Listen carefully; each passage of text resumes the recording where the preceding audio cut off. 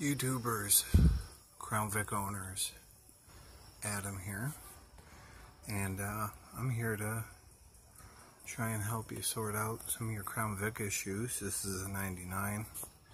I just did the intake swap before my 7th back surgery, and been having some stumbling problems and some stuff ever since. And if you notice, when you take off your ignition coil plugs or your fuel injector plugs, this car has about 76,000 miles on it, and nice pretty red, and even though that's pretty low mileage, the majority of them broke on me when I pulled them. So I'm going to show you a very quick and easy way to change these without having to cut, splice, all that fun stuff. You can see that's in pretty rough shape. That's one I just did. We're going to have to redo that one too.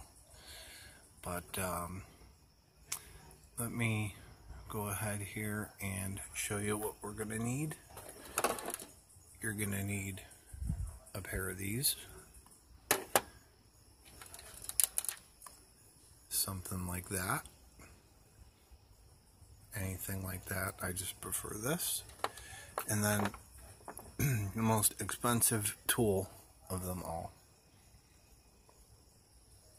a push pin thumbtack.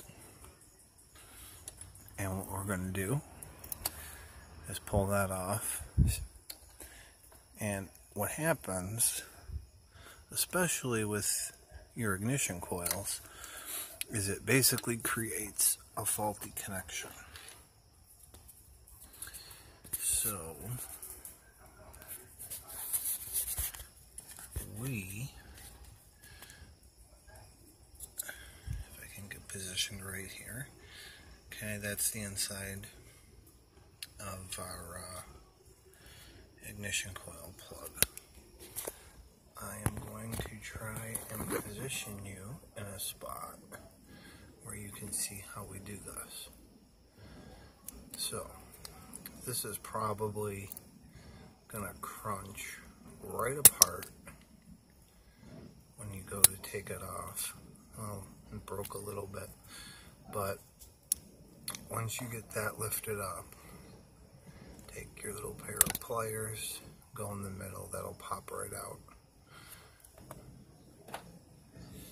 Put that on the side. Take out your little gasket that's inside there. Now, there's 2 pins inside, right in here. And what you do is you take your push pin and you're gonna put it right in line with that tab. Pick a side, doesn't matter. Give it a little pull. Go to the other side. Give it a little pull.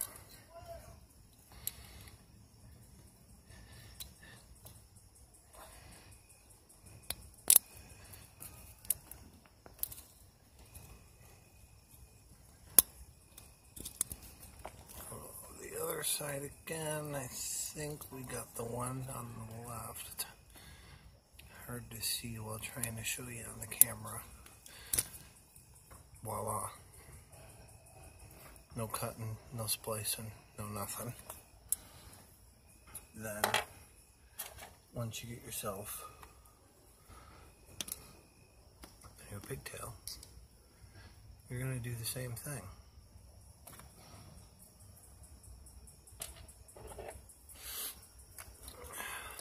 Only this time, we're going to want to be a little bit more gentle, because we have to save this stuff.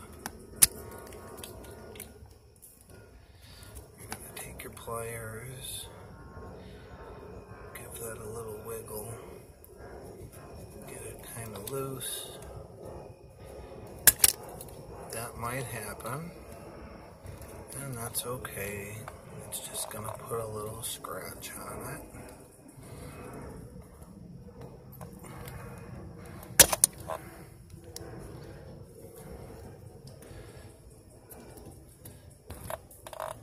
We're not hurting it at all. Let me reposition you. Oh! Well, if that would have fell, we could have did a video on how to fix a phone.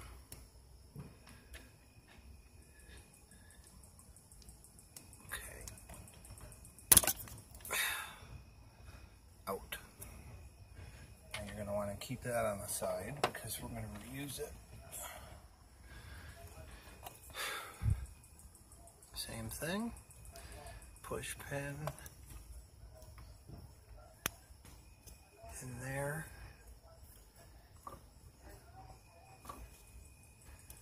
Trying to line it up and do it for you at the same time.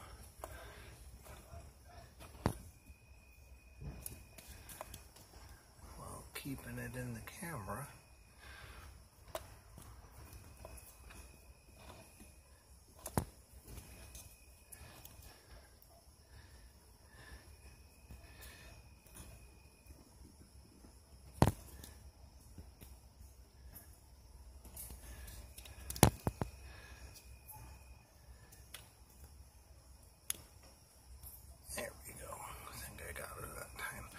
No, push pin is this process is a lot faster when you're not trying to do it in view of a camera, I promise you. I think I got it lined up with the yellow one. Once you get it lined up, once you get your push pin lined up,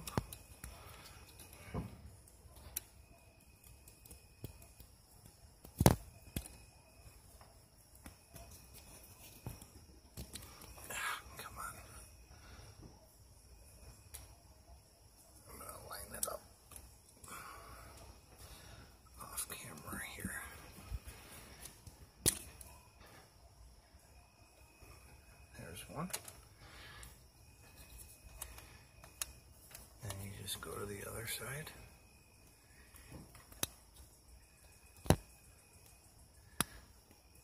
fact, actually, did you hear that little click?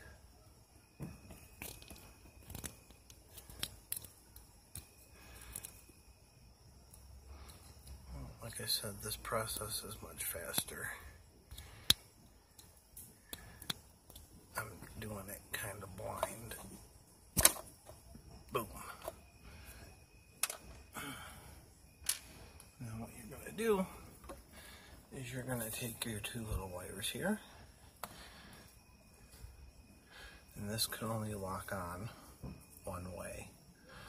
In this case, we have red and green. These little holes here. You're going to want to keep those face up. Slide them right back into where they came from.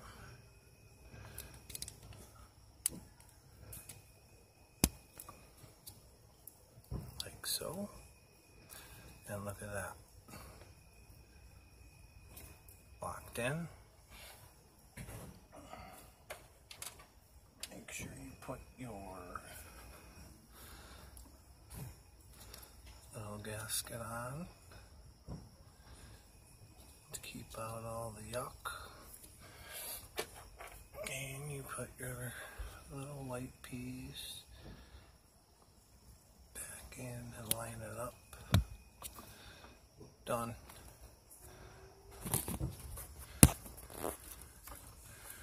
No splicing,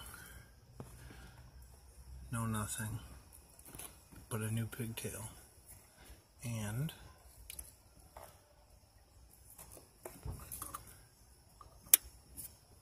click.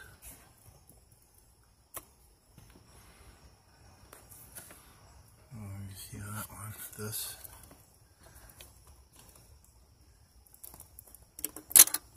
That pulled right off. Clip shot. And then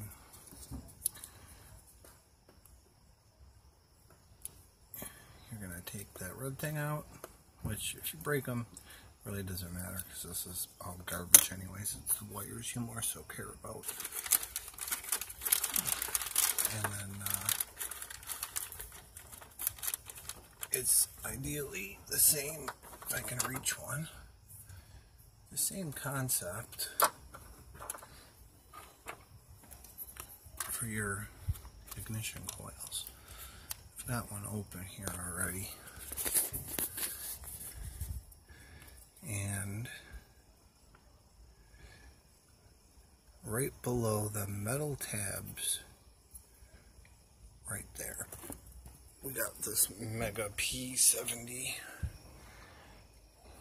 Ryobi light here. Right below those silver tabs on the bottom. In fact, actually, you can see it right above my thumb is the little tab that you want to push with your push pin to get the wire out. And then when you plug it in, like we're going to do on this one, like we did on the last one, they'll lock right in. Now, I mean, it says 12 minutes, but, I mean, it's probably about 10, and that was me doing it half blind, trying to keep it lined up for you guys so you could see. So I think I did the entire passenger side in about, I don't know, 15 minutes. We put in a new radiator too, and if you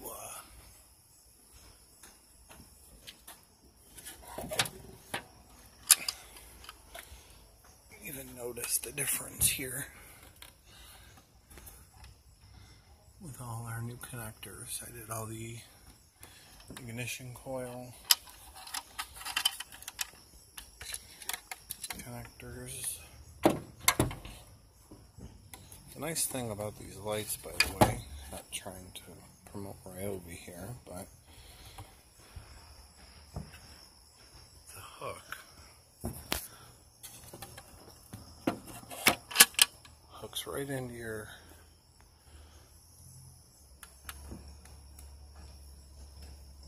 little holes and stays nice and square and lights up your whole engine bay. But you can see where we redid. No cutting, no cables, no splicing, no nothing. Looks much better. Car's running much better. And hopefully it runs even better after we finish the other side. Give me a thumbs up. I'll be back with some more projects. There's always something to do on a car. And in fact, actually I just replaced the throttle body, but I should have did a video doing that. But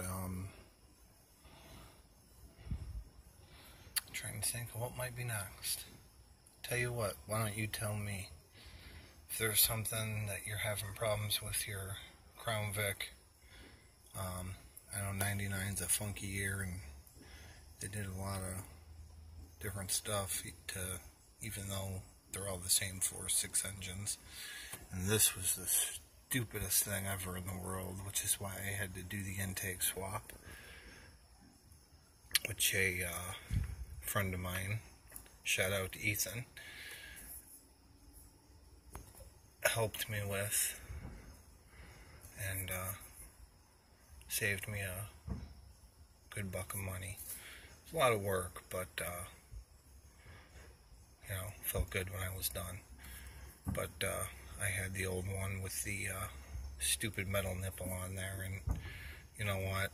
If you have that and it goes, I spent probably $50 trying to come up with ways to rig it and fix it and glue it and make it stay, get that nipple to stay in there. And my daughter gave me my little bracelet there, pretty, huh? And don't waste your money, and don't waste your time. Just get a new intake. Once that nipple comes out, if you have that kind, really don't waste your time, don't waste your money. You can pick up aftermarket intakes for $100, $120 on eBay. There's great videos right here on YouTube. I recommend A1 Auto's video of how to replace an intake. They were very descriptive, gave you torque specs. It was a really great video from start to finish. Other than that, that's about it. You guys have something that you need or want to see? Leave me a comment and we'll break it and fix it.